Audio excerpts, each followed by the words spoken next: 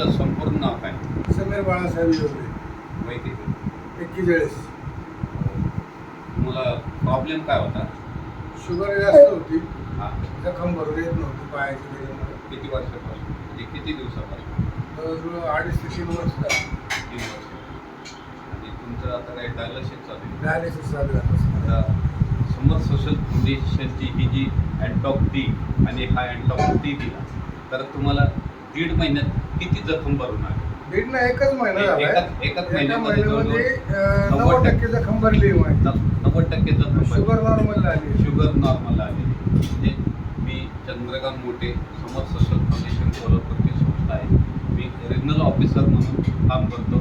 आणि हे जे अँटॉक डी जे काम करतं, जे आता गँग्रीन पेशंट आहे त्या जखमा लवकर भरून काढायचं काम हे अँटॉक डी करत असतं. आणि हे अँटॉक डी प्रतिकारशक्ती वाढवतं. आणि डॉक्टर ॲलोपॅथीच्या डॉक्टरांना खूप मोठी ॲलर्जी आहे, हे आयुर्वेदिक औषध घेऊन देत नाही.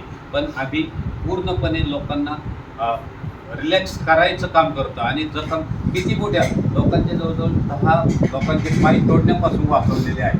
पूर्वीची जखम आणि आत्ताची जखम याच्यामध्ये खूप मोठा जमीन आसमानचा फरक आहे. कारण तुम्ही स्वतःवरती ॲनालिसिस केलं व त्या औषधांचे रिझल्ट कसे आहेत.